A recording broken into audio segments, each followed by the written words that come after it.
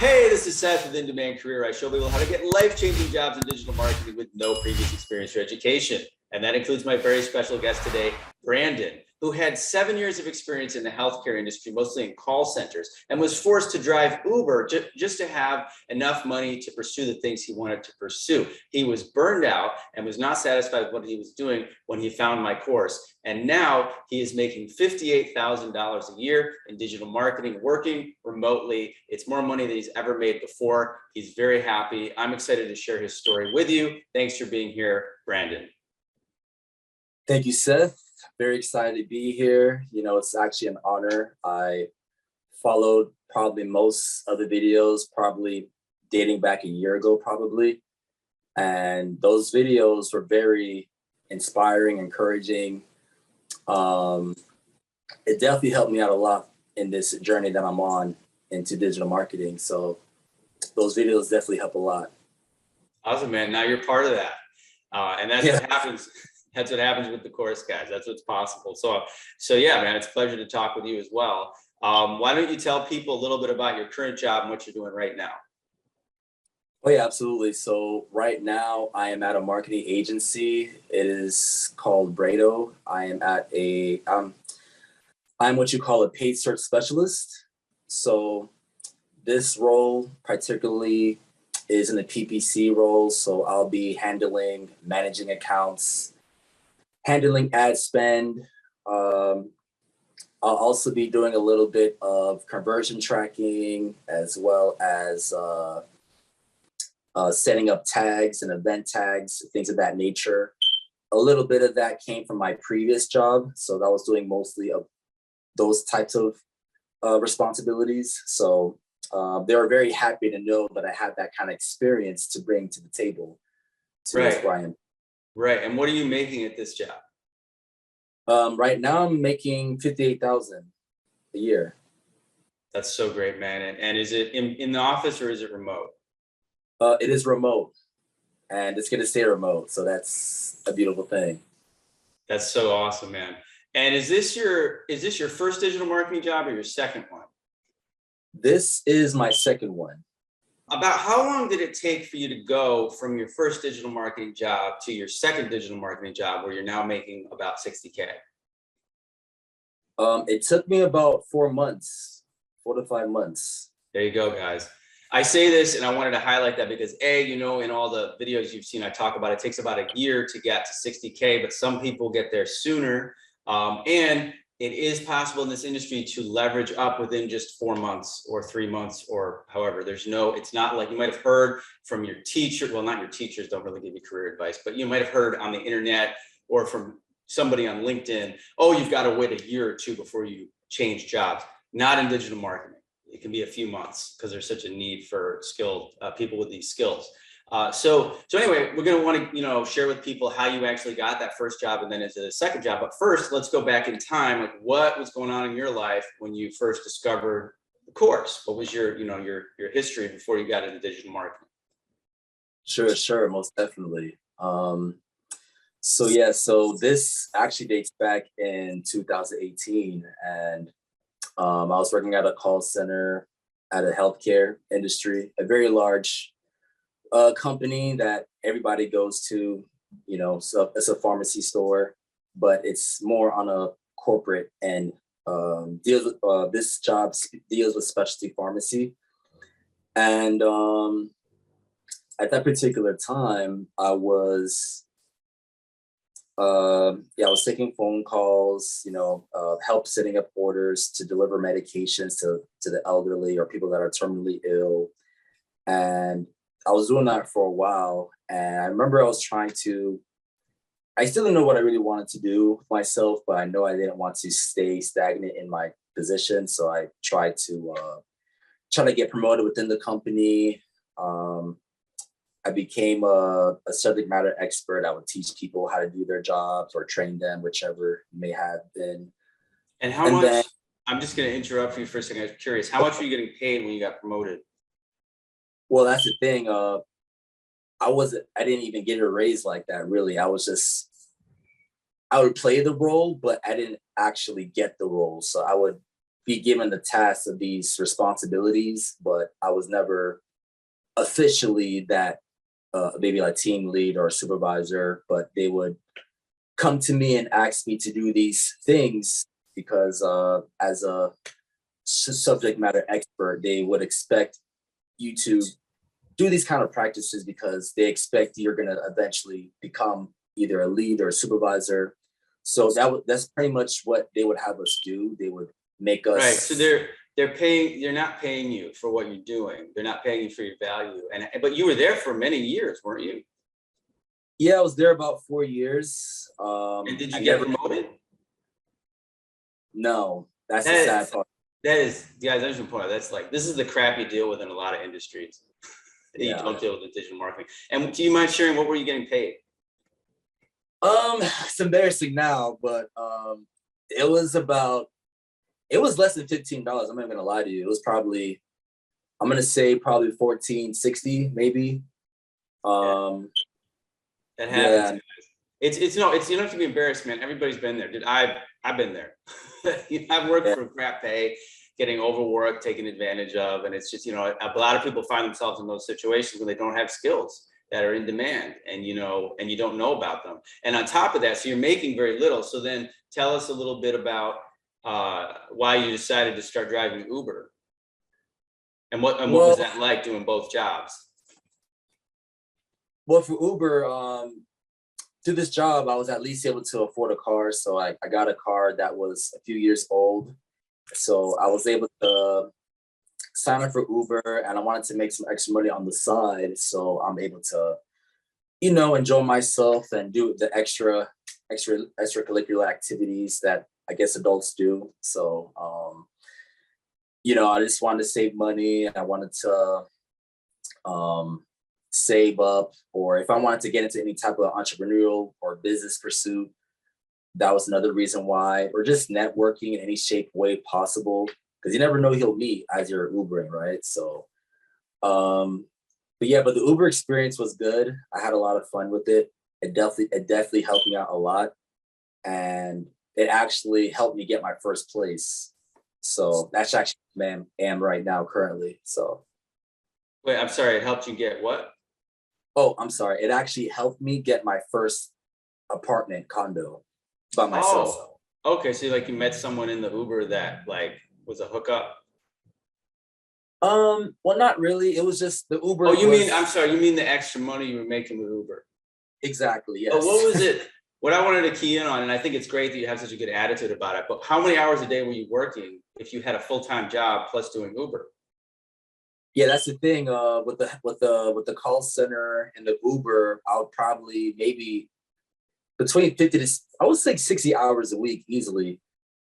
On top of the Uber, sometimes we're sold on overtime because the overtime wasn't limited. So we're always enticed by that. So instead of getting pay raises, they're gonna entice you with overtime. And I'm not gonna lie, the overtime checks were nice and everything, but you're going to be burnt out eventually. And at some point, you're going to want to have more time for yourself to enjoy yourself. And I still find myself not going on any type of vacations or trips, barely just making ends meet, really, just to make amends for living by myself, making car payments. Yeah, with Uber, it's I actually drove Uber myself back in Nashville just for the experience. But I mean, it's you're an independent contractor. You have these expenses, you have these costs, you got the wear and tear on the car, you got the car insurance, you've got the car payments, you got gas, which has become a huge thing, and you're getting paid very little by Uber, really. It's a great opportunity in terms of it didn't exist before, back in, when I was growing up, you couldn't just get an Uber, you couldn't sign up and then have the opportunity to make any money. So it's exciting in that, if you really want to work hard, and I've known people that do this, you have to then put in a lot of energy into that. You can make some extra money, but I mean, that on top of overtime, man, does not sound like good work-life balance. Definitely not. No, definitely not, Seth. Yeah. So tell us about what? I said would not recommend at all. Right. for that. And this is, but this is, guys, this is so, that's why I brought it up and why I framed the interview like this. So I was like, this is what a lot of people experience without high income skills in America, especially in a place, we're in a country that has a very high cost of living, like no healthcare benefits. And people end up working really, really, really hard just to afford to live, which is, the power of high income skills is that then everything changes. So let's get into that. So when you took the course, like, how did everything go with the course, and how did you end up, getting into this first digital marketing job with no, with only you were an Uber driver who had worked in call centers? Yeah, so because I was so tied up with that work-life balance, it was very difficult for me to commit to the course full time. And I took it sparingly here and there in 2000, I think it was late 2018. I took the course, but I didn't really take action like I needed to be. And I would say fast forward, I revisited the course back when the pandemic happened. And that's when I started to take the course more serious. And I realized, I would say digital marketing in 2020 really opened my eyes, like, wow, I need to get in this industry because I see where the future is heading and I see where it's going, and everything is going to be digital. It's going to be online. And I feel like as long as I'm in that space, I will be in a really, really good position, So 2020 happened. I kind of retook the course again, getting, really diving into it this time. I started to look at your videos. I started looking at the testimonies. I started taking a whole bunch of notes. As before, I wasn't taking any notes at all. I guess my studying habits weren't great because I don't know why I thought I could just take a whole course and not take any notes on it. But this time I took a whole bunch of notes, make sure to absorb the information from start to finish. And then until I felt more comfortable and confident, I just started to reach out to people. And initially, I didn't really start to generate experience up until, I would say, late 2021, because I was working full time again, and I really couldn't commit to finding a full time job. And because I was working a full time job, I'm really used to being micromanaged, so it's very hard to kind of do both. So if I'm trying to find different work as I'm working, my superiors or team, whatever, above me or will be on top of me, and it was very hard to stay focused on doing two things at once. So yeah, I'm going to jump in for a second, man. Everything you're saying is great because I'm sure a lot of people can relate. That is also a big problem in so many jobs where you're being micromanaged. Basically, you don't have free time. You're treated kind of like a baby. They're not paying you enough. It's really terrible. But I think it's inspiring that, and I think it's inspiring that you kept motivated and you kept pushing forward. And I know a lot of people, again, I was in very similar situations when I was younger as well, where you just don't have the time, the energy. You're working so hard, you're not making enough money, and it doesn't leave you with a lot of energy to focus on the thing that you really are passionate about. But it sounds like, especially the pandemic gave you a little bit of an opening and extra motivation. So once you did get going and you started generating that experience, like you were saying, how did things go after that? it was very great because I got hands-on experience, and that's really how I learned the best anyway. So I was able to go onto a WordPress site. I was able to,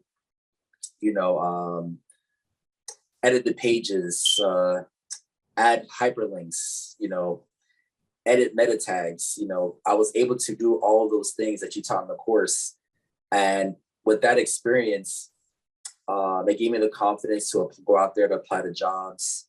And aside from WordPress, I was also, I built out logos through Canva through my experience, because that was what one of the clients wanted. They wanted to logo. So I just did that as an extra. So yeah. So after building out the page and seeing how the site can rank up and see how WordPress analyzes the actual page, I says, wow, okay, I see how this thing really goes. So after that, I felt a lot more comfortable, more confident.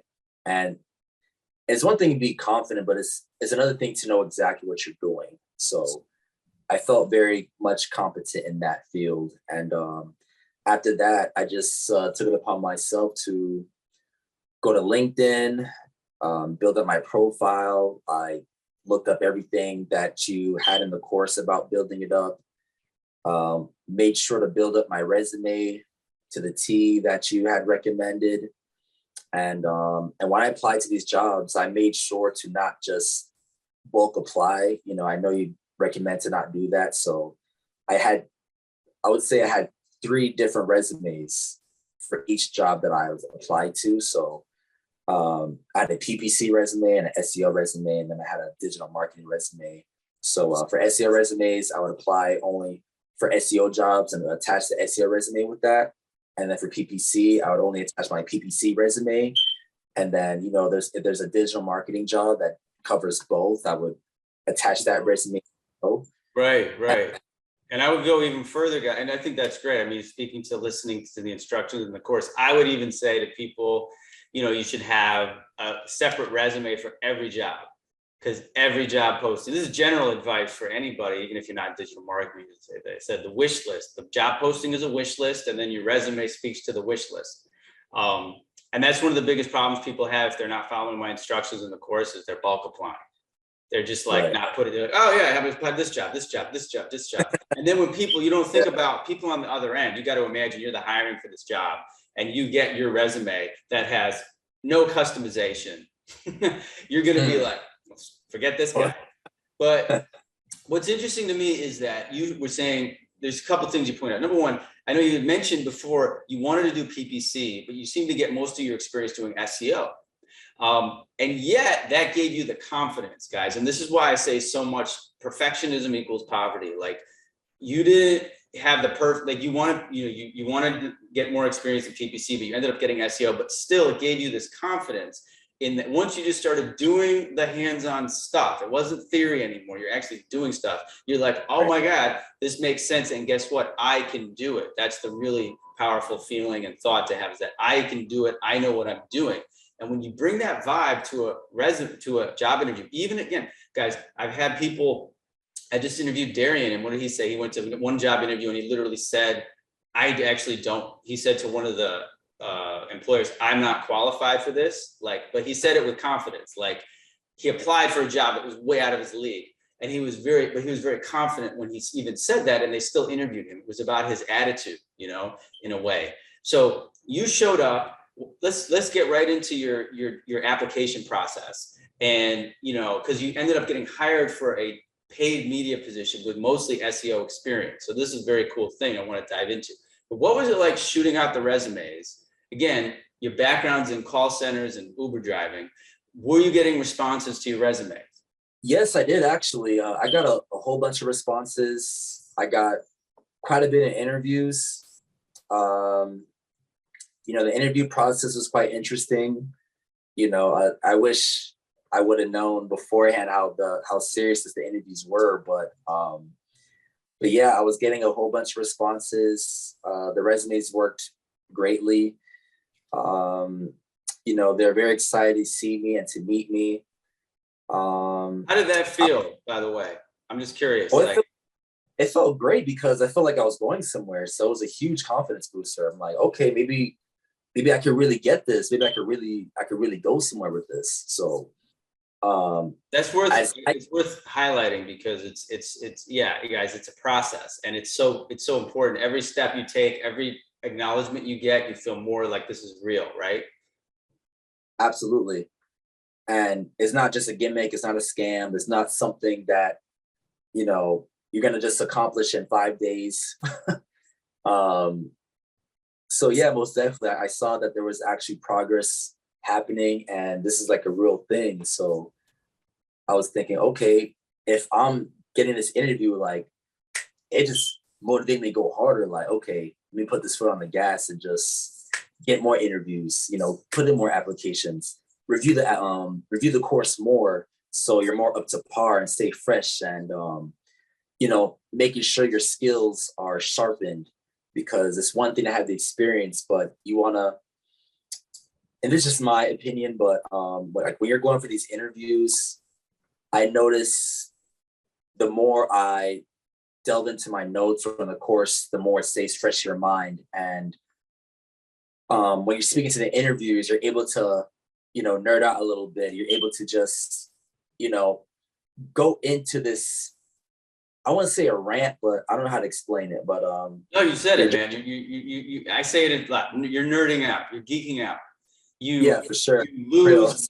Nick Battles in his interview said it really great. He said he felt like he was having an out-of-body experience where he was like watching himself. You just start to talk just like if you were a football nut and you started talking about football, or you're a Marvel movie fan, you start nerding out about Marvel movies. You just kind of get, it's very organic. When you speak that authentically and with that much passion, that's what they're looking for. And they're not looking to make sure you check every box, like every single little detail. It's not like taking the SATs. They're looking for that attitude, the nerding out, as you said it. And that's what's going to get you the job and, inspire people to want to take a chance on you. So it sounds like I know 100% the interview process is in and of itself. It's like part of the course in a way. Some people, it's not even the majority of people they know how to interview. They're good at it. But it's not so many people. Most people, including myself, you have to go through a bunch of interviews. You have to know that the first 2 interviews are not going to go great, or they're not going to go as well as the later interviews, because you're going to learn things. You're going to get more confident. And it sounds like that's exactly what happened to you. So why don't you just fast forward us to the point when you got your first job with Dentsu? How did that go? Yeah, so I would say that was the most interviews I probably ever had in my life. Because I interviewed for one position. I think it was for a PPC role actually, but it had just closed. They had given me another role that was available that I interviewed for. So that was probably about 4 interviews. Then they had asked me, "Hey, Brandon, there's actually another role that's available that, you might be interested in. Would you be interested in this particular role?" And it was a digital ad ops position. And I said, that sounds pretty interesting. I have no idea what it is, but I just know that I needed a job in this industry, and I just wanted my foot in the door. That was just the most important thing.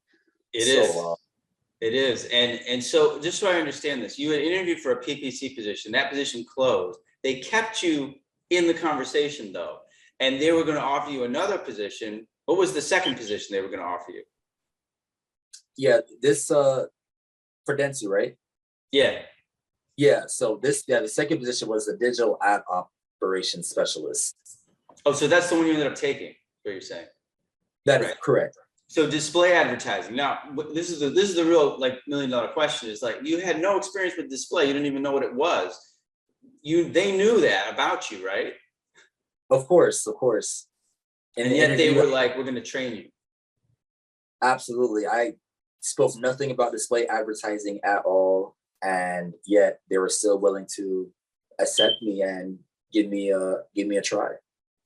Yeah, this is, guys, I really want you to, you watch these interviews, and I know one of the big pitfalls people have when they're watching these interviews is to compare yourself to people in the interviews, or to think that it was easy for people in the interviews.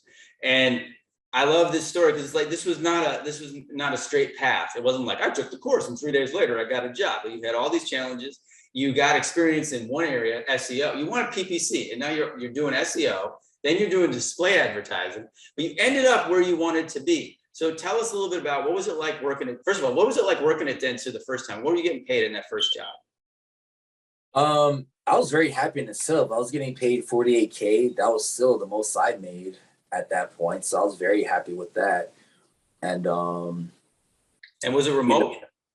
It was remote as well.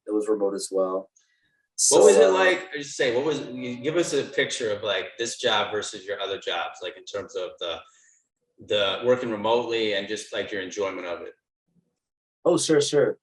Yeah. So working with Dentsu remotely, it was a great run. I really enjoyed them as a company. The people are very nice. They're willing to help you and train you. If you have any questions, they're there to help you, and they won't make you feel any type of way if you ask too many questions, because I think we all are kind of scared to ask questions sometimes and don't want to feel judged if the questions might feel dumb or stupid or whatever you may have. But it felt like a judgment-free zone when I was over there. And, my experience working there, it was relatively slow. So it wasn't really a lot of workload on my part. So I found myself kind of coasting, if you will, but I would still get work done here and there, whatever was given to me. Um, I was we were what you would call a slow season for display advertising. So I mean, I'm grateful that was slow because it gave me more time to kind of catch up and kind of really delve into what I'm doing. So Yeah. uh, So this is, I'm great. And what was it like? I mean, again, it's such a big shift for you going from working like overtime plus Uber. Did you stop driving Uber? Like, did you enjoy your days more? I did. Yeah, I stopped driving Uber. The need for that wasn't there no more. Um, I definitely felt the shift in my work life balance for sure. Um, if I wanted to make a grocery run, I could go get groceries. If I wanted to make a trip somewhere to the store, or maybe, I don't know, if I needed to go to my family's house to do something. There I have some obligations to my family. So like if I needed to pick up my mother somewhere from her house, I could say, hey, I'll be right back. Or, I could take my laptop with me to her house to take care of this real quickly. You know what I mean? So I was never able to ever do that before. And, you know, it gives me an opportunity to do other things besides just be attached to a desk or glued to a monitor. And Yeah. all they really care about is just getting the job done, and you making sure that you're responsible, you're dependable, and you just show that you're available, and just you're not slacking off or anything like that. That's like so awesome, guys. I say this again and again. There's a level of respect and maturity in this field that you don't get in other jobs. So many other jobs that treat you like a baby or like a child, Real. micromanaging you, you can't take a lunch break. Oh, you can't go run an errand, like you're a kid in school, like you're you're a grown man, why should you be asking for permission to do stuff? And now you have this flexibility and freedom to pick up your mother, get groceries, whatever it is that you want to do. That in and of itself, even if it weren't paying you more, I mean, I know that would have been worth it for you. But it sounds like you're already making more than you ever made before, which is also incredible. But then you spent 4 months there. It sounds like it was a great job. So how did you end up getting your current job in PPC, especially since you're doing search now, right? Correct. Yeah, but you Yes. didn't have the search experience. You had display experience. So how did you get this new job? Um. Yeah. So when I saw this position available, and I applied, because I know initially I wanted to get into that space, into that role. So when I applied for the position and they gave me an interview, well, first of all, they were excited to see that I had some display experience, because that was something that they needed on top of some search. Not to say that it's going to be my primary duty, but just any type of insight would be fine, or just an added value, if you will. And so with the display advertising experience, it just gave me more confidence, because now I know the industry a bit better, and I'm able to speak the language a lot better. And I feel like the interviewers could see that. And not only that, but I feel like just having a position or a job in digital marketing, it makes you more valuable, because they say, oh, wow, they can look at they see my resume. Oh, wow, you work for Dentsu? Oh, okay. This means you must know something, right? So I Absolutely. immediately I immediately noticed a lot more responses at a faster rate. So, I just Absolutely, guys. felt like I was here, and I'm just like, I'm Yeah. just And you're just still at the very beginning, but yeah, that's why, I mean, that's why getting that first position is so powerful for people, and why, you know, I encourage, even if you get into an agency, if they're not paying you that much, which it sounds like Dentsu was paying you a good salary, especially for entry level. And Dentsu, if you've watched my interviews, you know, a lot of my students have started there. It's a huge agency, but they're very cool about being open to people who they can see are ambitious and smart, and, you know, have gotten their own experience in digital marketing. But yeah, that's why I tell some people are like, you know, what about the salary on the first job? And I'm like, well, you shouldn't be like completely underpaid, obviously, but if you don't want to, even if you were getting paid 40 a year, which is pretty low. What?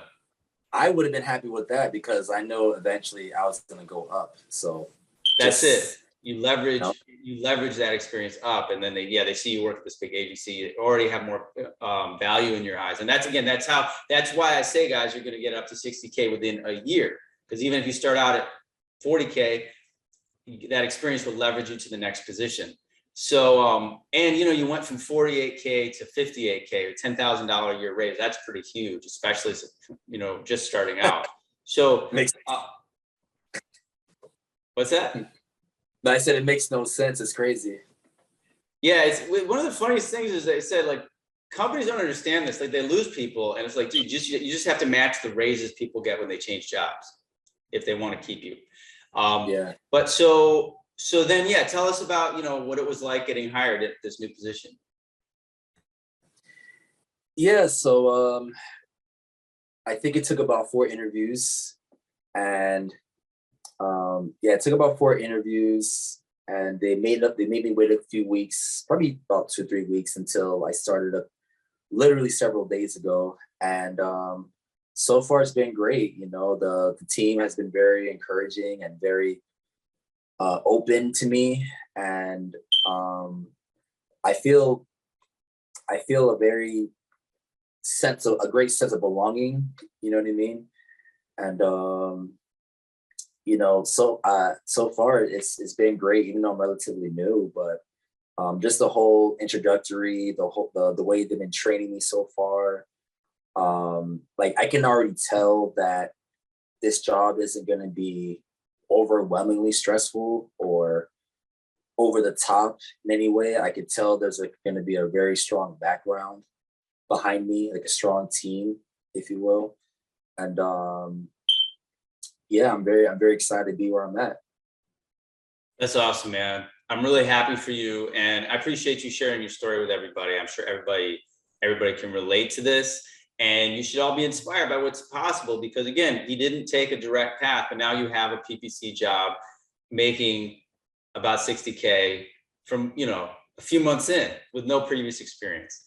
Can people reach out to you on LinkedIn if they have any questions? Yes, absolutely. Feel free to reach out to me on LinkedIn, Facebook also, if that's okay. I'm definitely more than happy to help anybody, because I've definitely been there where people just want to make a change for their life, or they just want to better their situation. So feel free to reach out to me. I'll be more than happy to help you out with any type of question or advice. More than happy to help. And I'm very glad I found this course. So thank you once again, Seth. You're welcome. It is my pleasure. And I was actually going to ask you before we wrap up, you know, is there anything you want to say to me or anybody watching the video who is considering the course? I would say my advice would be, if you're going to take this course, make sure you stick through it and take it seriously, because if you're going to do this part-time, it's going to take a longer time to get that position. I mean, I know where you may be at in life, you may have a lot of responsibility and your hands may be tied up, but if you can stick through, you can definitely do it. It just may take a little longer, and that's fine. But if you can just find within yourself to stay the course, I promise you can definitely do it. And Seth is a real deal. So absolutely. Thank you, Seth. You're so welcome, Brandon. And thanks for coming on here and, you know, spending some time with me and sharing yourself with YouTube. Yeah, man. Keep me posted on your progress. I have no doubt that in a year, you know, you will have just, you know, been grown even further in your career, and you know, it'll just keep getting better. But again, thanks so much for being here, man. And you know, we'll be in touch, and we'll talk soon. Sounds good. Look forward to it.